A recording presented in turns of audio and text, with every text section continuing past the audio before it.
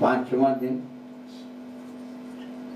यह सब बड़े खुशी की बात है कि यह संकट की घड़ी में भगवान का गुणगान भी एक कोने होता रहे। परमात्मा उन सबकी आत्मा इस भारत भूमि की रक्षा करना सदैव से करते आए हैं और आज भी उसकी जरूरत है।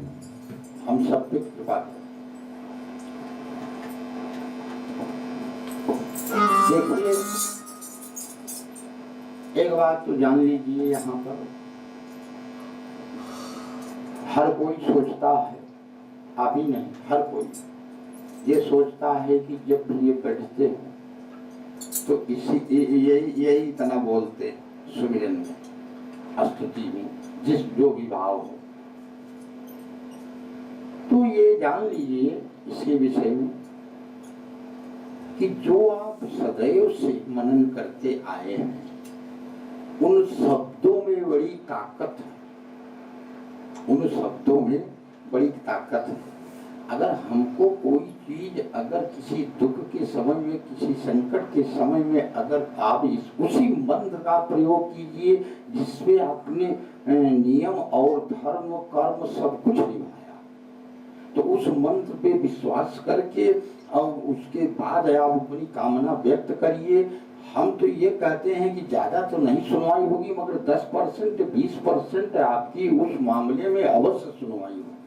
अब आप कहें कि भगवान मेरी रक्षा करो, भगवान का तो नाम लिया नहीं है, लिया तो मंत्रों से है ना, क्योंकि शब्दों में ताकत है। राम में ताकत नहीं है, शब्दों में ताकत है। राम शब्द में ताकत है। जहां पर राम लिख दिया हनुमान जी तो वो पत्थर तैरने लगे, और जो राम जी ने छोड़ा वो डूब गया। सोचने की बात है। तो जैसे आप जैसे पढ़े, अब पढ़कर जब साक्षात्कार देने गए, अगर आपने वो प्रश्न पूछा गया, जब आपसे प्रश्न पूछा गया, यदि आप किताब से बाहर उत्तर देंगे, अपनी किताब से जो पढ़े हैं आप, अगर उससे बाहर उत्तर देंगे तो वो आपको फेल कर देगा। क्योंकि वो अगर पूछा है तो किताब के अंदर का प्रश्न पूछा, जो आप आज तक पढ़े हैं उसी में से उसने पूछा, तो फिर आपको सरकारी नौकरी कहाँ मिलेगी? ठीक उसी प्रकार जब हम ऐसे करेंगे तो हमारी सुनवाई कैसे होगी? तो इसलिए इसमें विश्वास करिए, जिस मंत्र को आप प्रयोग कर रहे हैं, चाहे वो संकट का घड़ी हो, चाहे खुशी का घड़ी हो, कोई भी घड़ी हो, उसी को प्रयोग करिए, वो तुम्हारी रक्षा करेगा, इसमें संदेह नहीं।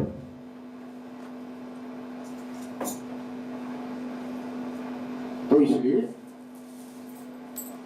हम अपने उन्हीं मंत्रों का प्रयोग करते हैं जो सदैव से हम करते आए हैं, वो जो हमारी पूजा में शामिल है। चलिए ठीक है, अब हम उस पावन कथा की ओर चलते हैं जहां से कल विश्राम हुआ था। कैलाश पे रहते रहते बाबा और सती एक दिन विचार किए, बाबा ने विचार किया, क्यों न हो सती का ये क्रोध, क्योंकि जब ये आवेश में आ गई तो ये भी भूल गई कि हम प्यासे हैं, तो इससे इनका धर्म नष्ट होगा, तो चलकर इन्हें हम भगवान का गुणगान सुनाएं। चलिए हम किसी संत, किसी दरबार में चलते हैं, वो चल भी दिए। और वो समय कौन था? वह समय लगभग यही माघ का महीना था। और उस माघ के महीने में प्रयागराज जैसे सदैव माघ में आप देखते हैं प्रयागराज में, और प्रयागराज जी में कितने संत आकर इसमें वास करते हैं। ये बहुत पुरानी परंपरा है, परंपरा नहीं है ये, वैसे अकाट्य सत्य है।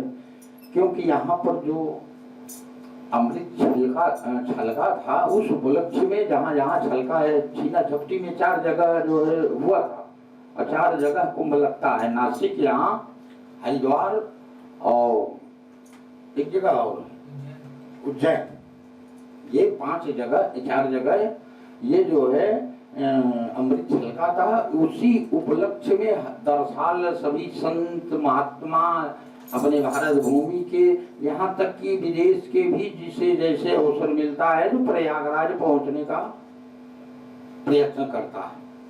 ठीक उसी प्रकार इस प्रयागराज पावन भूमि के पावन तट पर हमारे संत भरद्वाज ऋषि का आश्रम है जो आज तक कायम है। तो चलिए हम प्रयागराज के महात्म्य में चलते हैं।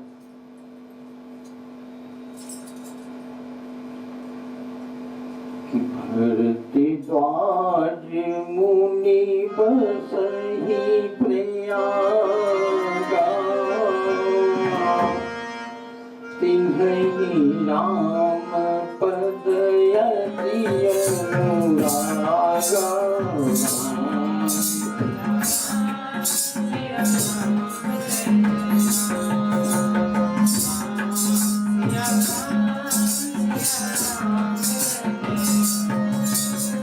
प्रयागराज भूमि पर भरद्वाज जी ऐसे महान संतों में संत थे, और वो भी आप जानते थे कि राम जी यहाँ आए भी थे, भरत जी भी आए थे।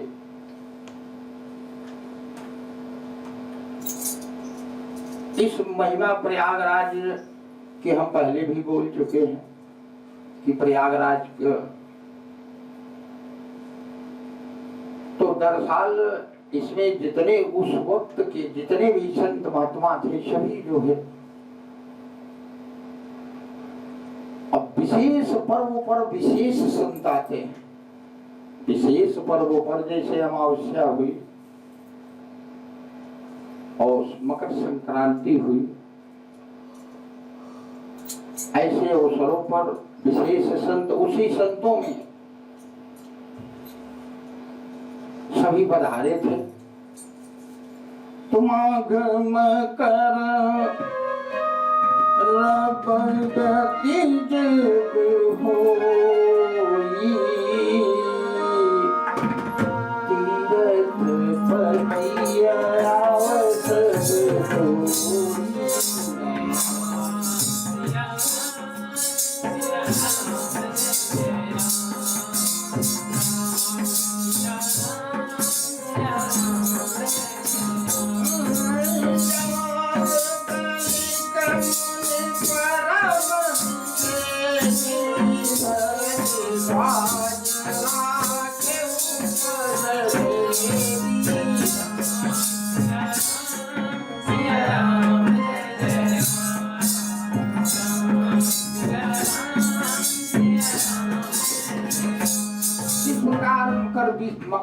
मकर का वो मकर संक्रांति बीत जाने के बाद सभी संत अपनी अपनी कुटिया का ध्यान कि यहाँ से अब समय हो चुका है, अब चले अपने गंतव्य स्थान पर एक एक करके, और भरद्वाज जी से विदा लेके सभी संत अपने अपने स्थान पर, दिव्य स्थान पर जा रहे हैं। उसी बीच में याज्ञवल्क्य जी महाराज भी गए तो उन्होंने उनके चरण पकड़ लिए कि नहीं ऋषिवर आपको आज रुकना। अरे कहें सबको भी जाना है, सभी संत अपने स्थान पे पहुंच रहे हैं। कहें आप तो एक संत तो है ही है, उसके साथ साथ हमारे दामाद जी भी हैं, आज तो कम से कम मेरी कुटिया पे पधारो रहो। और ये याज्ञवल्क्य जी को रोक लिया उन्होंने, और रोक लिया। और जो अब शाम को बैठे ससुर दामाद बात करने लगे कि आज ऋषिवर भरद्वाज जी बोले, हे ऋषिवर आज हम आपसे एक विशेष अनुग्रह करना चाहते हैं। कहने अनुग्रह, कहने आप जैसे महान विभूति, आप जैसा महान संत भरद्वाज, दया धाम सब कुछ भरद्वाज जी के हाथ। ऐसा कोई चीज नहीं है इस मृतलोक का कि जो भरद्वाज जी के हाथ में न हो। वो संत कह रहा है कि याज्ञवल्क्य जी मेरी हार्दिक इच्छा है कि हम भगवान के विषय में हम कुछ जानना चाहते हैं, उनके गुणगान के विषय में जानना चाहते हैं, उनकी कथा सुनना चाहते हैं। क्यों कि मेरे मन में कुछ संदेह। आपके मन में संदेह, ये तो असंभव बात है। फिर भी मैं जान रहा हूँ, या गोलक जी बोले मैं जान रहा हूँ आपकी हार्दिक राम कथा सुनने की इच्छा है, तो कहिए क्या क्या कहना चाह रहे हैं। तो उन्होंने कहा कौन राम है, राम के विषय में उन्होंने अपनी शंका प्रकट की। भाई एक राम दशरथ जी हैं, एक राम रहस्य है, क्या वही राम है या कि इसके परे और कोई शक्ति है जो राम है। इस प्रकार का संदेह याज्ञवल्क्य जी के सामने भरद्वाज जी ने प्रकट किया। तो उन्होंने कहा अरे ऋषिराज आप तो महान हैं, मैं आपको ज्ञान कहाँ दे सकता हूं, मगर एक समय की बात है, जैसे आपने संदेह किया था या किया है, ठीक इसी प्रकार सती जी ने भी संदेह किया था। तो भरद्वाज जी सोचे कि ये जो मेरे अंदर का एक ये भ्रम है या संदेह है, उस संदेह को हमको कहिए रे मुनिराज, क्यों कि हो सकता है उससे मेरा भी संदेह दूर हो जाए। तो याज्ञवल्क्य जी बोले, कथा चालू हो गई। एक किले वट वृक्ष के नीचे ऊपर बैठकर, और नीचे जो है उनके भरद्वाज जी तब वही पत्तल वगैरह थे, उसी का आसन वगैरह बना दिया जो है, और नीचे थोड़ा सा मिट्टी से ऊंचा कर दिया। तब ये शब्द नहीं था कि ये संसाधन थे कि उनको ये स्वागत किया जाए, ऐसा कुछ नहीं था। विशेष था तो वही पत्तल था, पत्तल के ऊपर बैठे और पत्तल पहने, पत्तल के ऊपर बैठे पत्थर पहने, सिर्फ यही था उस वक्त। कपड़े तो भी 2-4 साल 200-300 साल से आए, ज्यादा ज्यादा 500 साल होंगे। एक कथा, ये कथा कब की है, जब सृष्टि नहीं रची गई तब की है। अब लोग कहें बताएं तो वो बात अलग है, मगर सच्चाई यही है।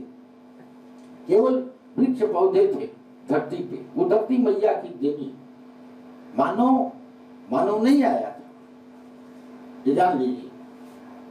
केवल वृक्ष, यही वृक्ष जितनी घास फूल ये थी, ये सब विराजमान थी, ये धरती के कोख से उत्पन्न हुई, समझ लीजिए। तो बोले याज्ञवल्क्य जी भरद्वाज जी से बोले, हे ऋषिवर सावधान होकर भगवान के गुणों का रसपान कीजिए। और कहा कि एक बार त्रेता युग माही शंभु गए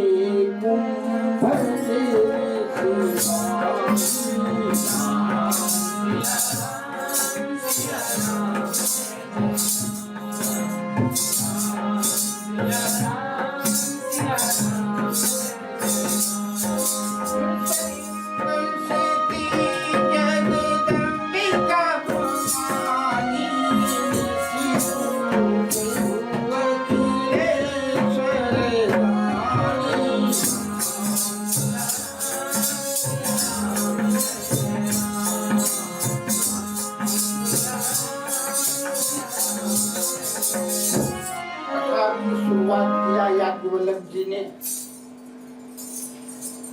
हे भरद्वाज ऋषि, हे महात्मन, एक बार त्रेता युग में भगवान भोलेनाथ जबकि कैलाश से चल दिए हैं कथा सुनने के लिए, और पार्वती जी के साथ में अगस्त ऋषि के आश्रम में पधारे। और जब पधारे तो संत होता है, उठकर जो है याज्ञवल्क्य कुंभज जी उठकर और जाकर जो है का नाम से थोड़ा सा जो है जल लेके दौड़े दौड़े गए, जो है उन्होंने चरण को पखारा, एक उत्तम आसन दिया, उस वक्त का जो उत्तम आसन था उनको दिया, बैठो। बोले कल हम आपके यहाँ भगवान राम की कथा सुनने आए।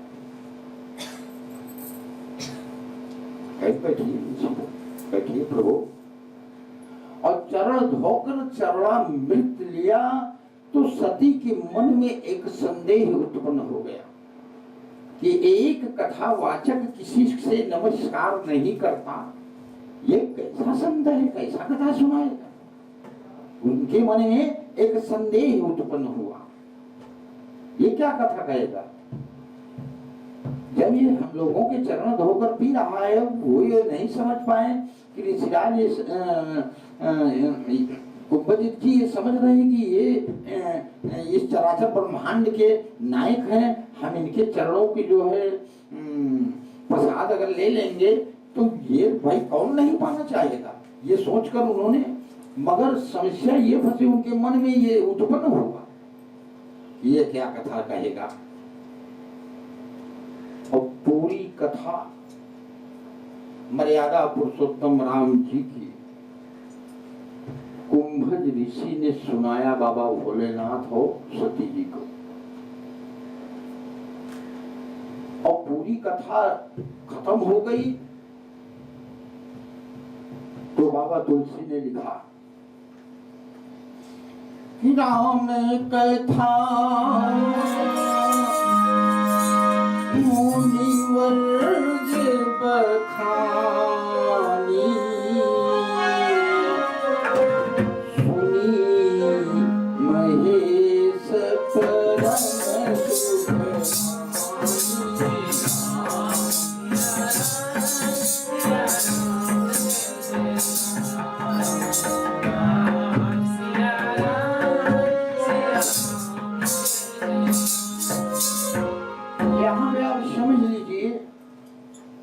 क्या मिला बाबा को, परम सुख। सुख तक नहीं सीमित, परम सुख। यही बात कामदेव ने कहा था कि तथापि करब मैं काज तुम्हारा, श्रुति कह परम धर्म उपकार। ये आपका क्या हो गया, परम। यहाँ बाबा पहचान दे रहे हैं, पहचानने वाला पहचान सकता है, सबके बस की बात नहीं होती। शब्द तो है ही है, केवल ध्यान नहीं जाता, ध्यान भटकता है क्योंकि उससे वो ज्ञान। तो यहाँ राम कथा क्या देती है, ये बात जो है बाबा ने स्पष्ट किया है कि राम कथा मुनिवर जे बखानी असुनी महेश परम सुख मानी। सुख तो छोड़, परम, परम का मतलब आप जानते हैं परमात्मा से। ये यहाँ तो सुख भोगेगा, वहां सदैव जिसका कोई अंत नहीं है वो सुख भोगता रहेगा। जो इच्छा अपने विचार में करता रहेगा, अगर वो सामने होगी, अगर वह जीव उस मृतलोक से अगर अपनी पत्नी की कामना करे तो वो अगर नरक में रहेगी तो प्रभु को ले जाके उसके सामने करना पड़ेगा। ये ध्यान रखिएगा, उसकी भी उस तरह से मुक्ति हो जाती है। ये है परम शब्द का मतलब।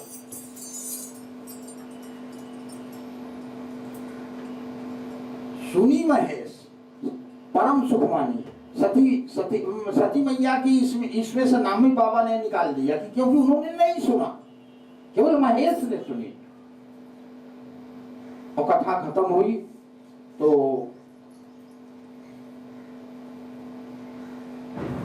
बोले विदाई के समय कैन को दक्षिणा ले लो।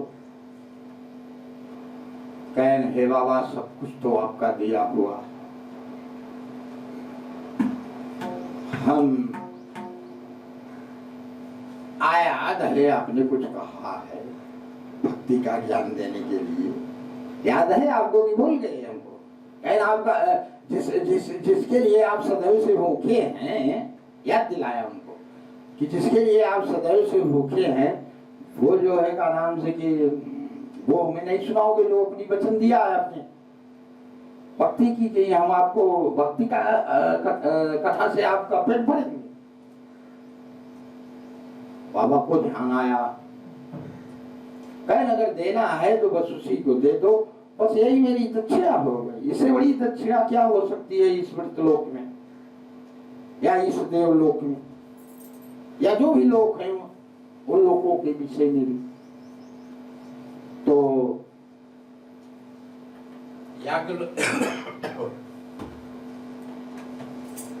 ज्यादा तो नहीं मगर कुछ तो जरूरी है भक्ति का। सीधी बात 100 में 1 बात कि बिनु विश्वास भगति नहीं, अते ही बिनु द्रवहीन राम,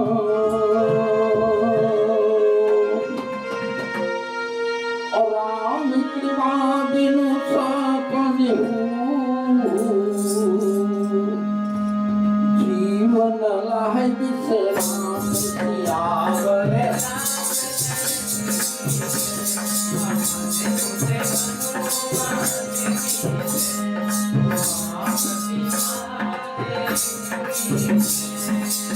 भोलेनाथ ने कहा है, देखो विश्वास, विश्वास शब्द अभी हम इसको खोल के अगर निकालेंगे तो विश्वास में क्या क्या रखा। विश्वास 3.5 शब्द है। शब्द की मैं बात बोल रहा हूं, व्यंजन की नहीं बात बोल रहा हूं, शब्द की बात बोल रहा हूं, स्वर की बात नहीं बोल रहा हूं, व्यंजन की बात बोल रहा हूं। 3.5 शब्द है और 3.5 हाथ की ये शरीर है। बाकी कौन सा जीव 3.5 हाथ का होता है, इसको आप थोड़ा आंकड़ा लगा लीजिए। आप सोच लीजिए, गाय भैंस जानवर जितने भी 84 लाख योनियों में है, कौन सा जीव 3.5 लाख का है, 3.5 हाथ का है, हमको बता दो। मानव, हर मानव अपने से 3.5 हाथ का है। ये शब्द केवल मानव के लिए है, ये शब्द केवल एक मानव पे विश्वास करने के लिए है। ध्यान दिया? यहाँ का विश्वास छोड़ दे, एक मानव को पेटे में दुश्मनी रखे, एक मानव से एक मानव का डर व्याप्त हुआ, एक मानव के साथ छल करत हुआ, एक मानव के साथ क्या नहीं कर रहा है। आप सभी बुद्धिमान हैं, सोच सकते। प्रथम क्या है, मानव है। बेटी बेटा तो बात की बात है, वो तो मृतलोक में आने पे सब कुछ है, वहां कुछ नहीं है। सब यहाँ आप आए हैं तो केवल एक मानव आए। ध्यान दीजिए। तो बिनु विश्वास भगति नहीं, ते ही बिनु द्रवहीन राम। अगर विश्वास की भक्ति नहीं होती है, जब आपके पास भक्ति नहीं है तो राम कभी दया नहीं करेंगे। विश्वास किसी के पास है नहीं तो भक्ति किस बात का। भले रात दिन राम नाम करो, भगवान बचा लो, भगवान मार दो, भगवान ये कर लो, भगवान कैसे सुनेगा। तुम्हारे अंदर तो विश्वास है ही नहीं है, भक्ति है ही नहीं है। जब भक्ति नहीं है तो भगवान कैसे सुनेंगे। तो बिनु विश्वास भगत नहीं, अते ही बिनु द्रवहीन राम। और राम कृपा बिनु सपने हो, जीव न लहै विश्राम। वह जीव स्वप्न में भी नहीं सोने पाता, जैसे आप नहीं सोने पाते। विश्वास मजबूत करो, हो जाएगा। जब विश्वास करोगे तब तो बनेगा काम। अगर किसी चीज से संकट से मुक्ति पाना है तो उसके लिए जो है तो उसको यूज करो। भाई बड़े बुजुर्ग विद्वान कथावाचक क्या बता सकते हैं, रास्ता बता सकते हैं, रास्ता बता सकते हैं। अब आपका काम है यूज करना न करना, क्योंकि ये कर्म प्रधान संसार है। सबको अपने कर्मों का फल है, वो चाहे पूर्व जन्म का हो चाहे वर्तमान में। समझिए।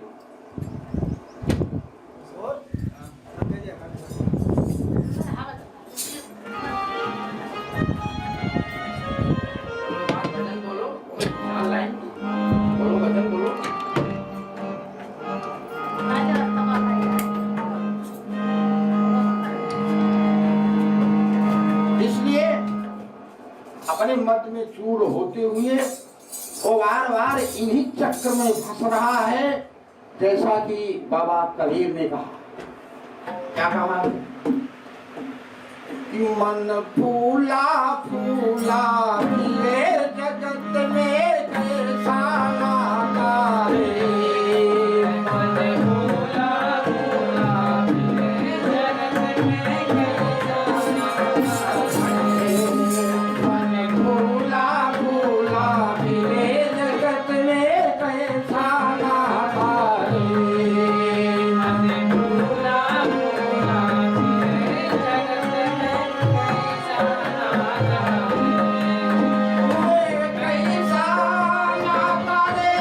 जगत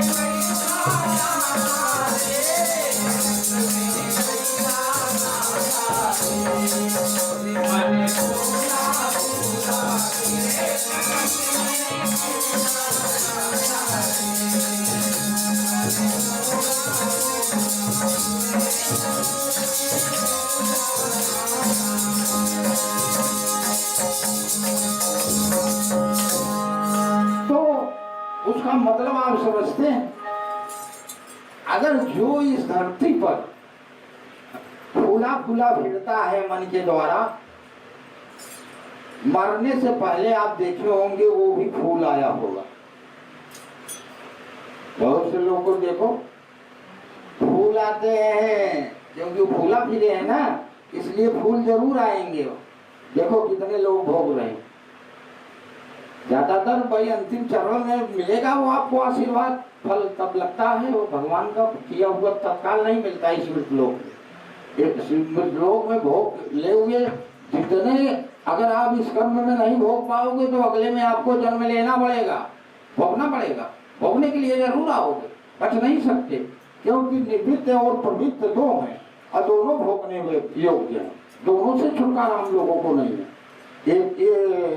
वेद में वो लाइन जी ने कहा है जो है वो, तो चलिए हम उस पर नहीं जाएंगे, कथा की ओर चलते हैं। तो हम लोगों को ये सोचना चाहिए, ठीक उसी प्रकार की गति सती जी की होगी, क्योंकि उनके मन में भी इसी प्रकार का संदेह घुस गया भगवान के कथा के प्रति।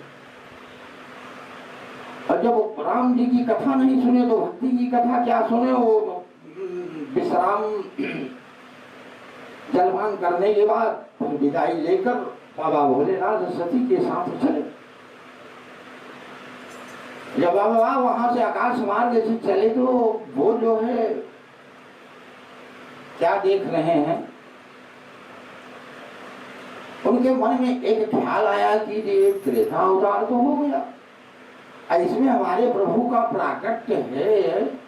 उनको याद आया, जब याद आया तो वो सोचने लगे कि हो न हो, वो कथा तो उनकी सुन लिया, चलकर अब जो है कैलाश पर जो है वास करके को खोजे, पता लगाए, बेटा नारद से पता लगाए कि कहाँ जो है प्रभु का आगमन हुआ या नहीं हुआ, या आने वाले हैं, कब तक आएंगे, ये सोचते जा रहे थे।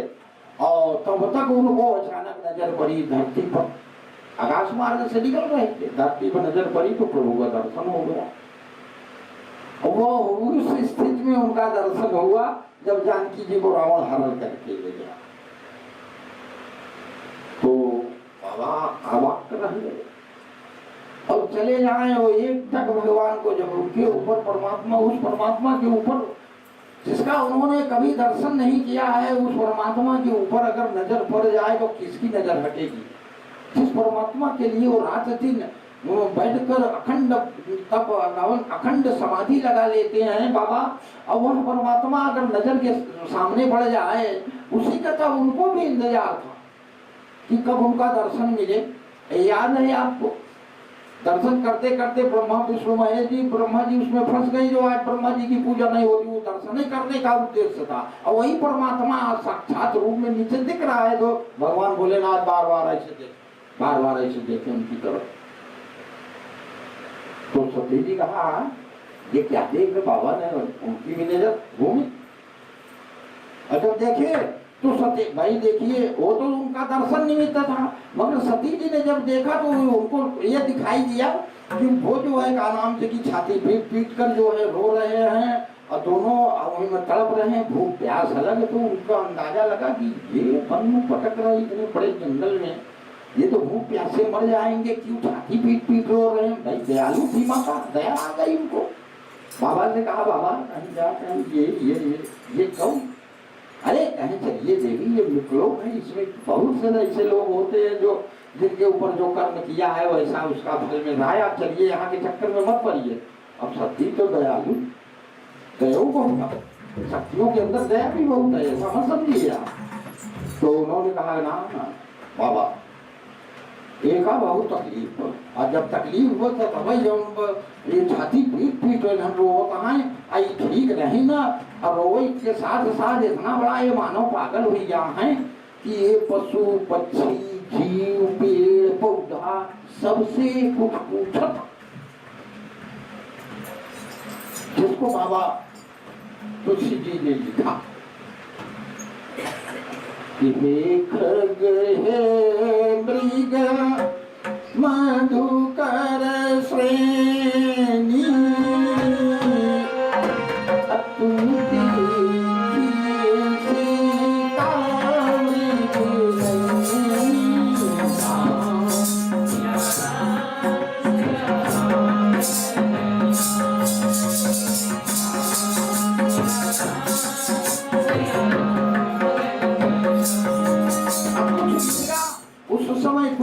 होते हैं। जैसे राम जी को दौड़ते हुए देखा था, जो देखे थे तो अपने भाई पति पत्नी साथ में वो जंगल में विचरते थे। तो जब उस मृगा की पत्नी ने देखा कि जो है यानी ये तो वही है जो है का नाम से कि जो मृगा के पीछे मैंने देखा था, कहे हाँ है वही तो है। तो कहे अरे देवी अब डरने की जरूरत नहीं है। कहे क्यों? कहे इनको सोने का मृग चाहिए, हम लोगों को इनको जरूरत नहीं है, आप डरिए न भागिए। और उस सोने के मृग के चक्कर में आज क्या गति हुई, भगवान की क्या गति हो रही है। तो भैया ने कहा बाबा आया तो आप अंतर्यामी हैं, बताइए, अन्यथा जो है का नाम से कि इनके संकट को छुड़ाइए, तभी हम आगे चलेंगे। अब सती जी का हट हो गया। कहे अरे अब तो का हम कैसे समझाई, कम से कम हमारा बात अब मानना, तो ये सब चक्कर से तू छोड़ दे, सीधा ही तू चला कैलाश देवी। कहीं अच्छा कम से कम बताई तो क्या। कहे ऐसा तुम नहीं जानती, कहे नहीं हम जानत हो तो से पूछे। कहे जवन में ये हमारे प्रभु हैं, भगवान भोलेनाथ के नाम से इस बात के नाम उठकर ये हमारे जिस परमात्मा को रात दिन हम कैलाश पर बैठकर मनन भजन समाधि लगाए बैठे हैं, देवी वही प्रभु है। तो नहीं कहे हमारी बात को मान लीजिए। तो बाबा ने शक पैदा दिया। उन्होंने कहा कि जासु कथा कुंभ ऋषि गाई, तासु भगति मई मुनि सुनाई।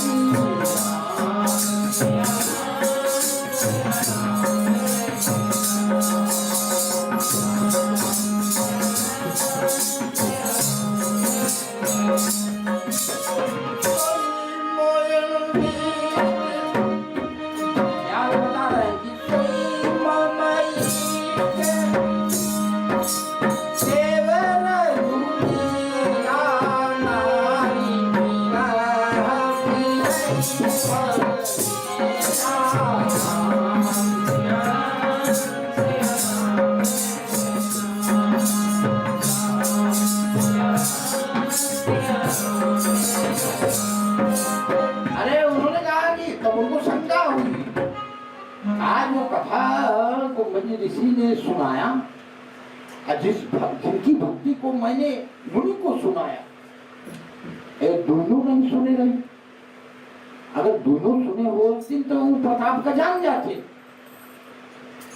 जब ये दोनों नहीं सुने ये वही में रह गई। अगर भक्ति सुने तो मगर जेकर भक्ति रही वो का नहीं सुनी, वो कथा नहीं सुनी, तो वजह से एक हाथ से जैसे ताली बजाओ वही। तो सती कहें कि यही बतावा, ये वही भगवान है? कहे हाँ। कहें नहीं तरह छाती पीट के रोवत का है बरे यहाँ जब भगवान है। कहें रोवत ये बरे यहाँ ये इनकर नारी है राय जी भी जो कौन सुनाई रही हो, कौन बात हो भाई चलाई तो फिर होते जाता है। कह नहीं बाबा एक बात की बतावा, तीनों लोक में 14 लोक में 27 लोक में ब्रह्मांड में किसी कोने में अगर कोई एक छोटी सी वस्तु अगर गिर जाए तो बाबा आप अपने नेत्र से देख सकते हैं, आपके अंदर बहुत क्षमता है। ये इतने बड़े जंगल, इतना तो बड़ा जंगल नहीं है, ये तो केवल एक मृतलोक की बात है, अवलोक की तो बात छोड़ दीजिए। ये अपने ये छोटे से जंगल में अपनी नारी को नहीं खोज पा रहे हो, छाती पीट पीट कर रो रही, ये तो हमारी समझ के परे है। हम कैसे मान ले ये आपके इष्ट हैं? कहेंगे भी हैं, मेरी बात को मान ले, हट कर गई ना, हम न मान। तो बाबा बोले कि जब तुम्हारे मन आते सन दे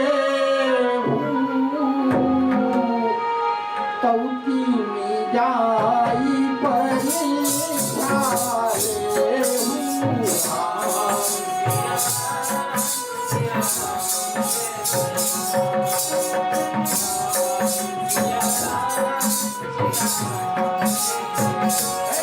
आपके अंदर संदेह है तो ये भी प्रमाणित करता है कि अगर संदेह है तो इसका मतलब है आपने रामकथा नहीं सुना। बाबा जान गए अंतर्यामी वैसे भी है, मगर अगर एक स्वयं सती पे वो जल्दी वो अंधविश्वास नहीं कर सकता। मगर जब उनके सामने प्रमाण आ गया कि इनके मन में संदेह है, वही संदेह इनको ले जा रहा है। मेरी सती नहीं जा रही, मगर वो जो संदेह घुस गया वो इनको ले जा रहा है। ये अपनी हमारी बात को नहीं समझ रहे। हमारी कहा अगर नहीं मान कर रही आए कि दक्ष सुता का कल्याण नहीं आए, हमका दिखा दो बाटे। बाबा का मैं सोचे सोचे और आयुआनंद कही ठीक है, जाके परीक्षा लेंगे गई चल दी। और जब चल दी अब बाबा करेगा अकेले बाबा खड़ा तो देखे तो कुछ दूर पे बटका वृक्ष था और उसी के नीचे बैठकर सिर पर हाथ रखकर वो सोच रही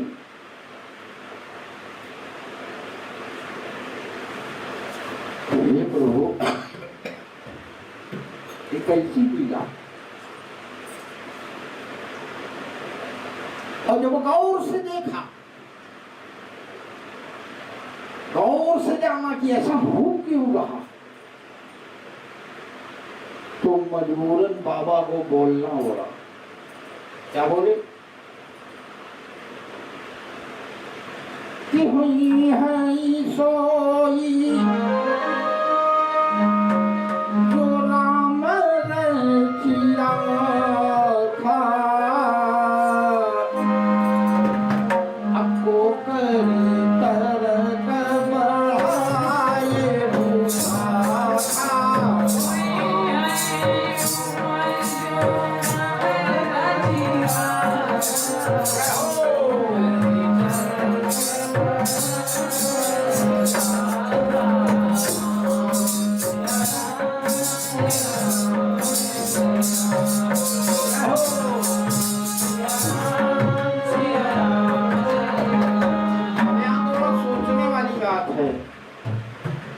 बाबा भोलेनाथ ने कहा है कि इस मृतलोक में अगर कुछ हो सकता है तो जो भगवान ने रचा, ये तो रचा।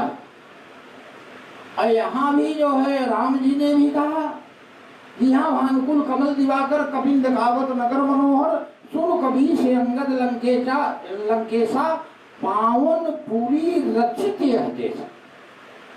क्या रचा है? क्यों है सोई जो राम रचिया खा कोकरी तरक बढ़ाए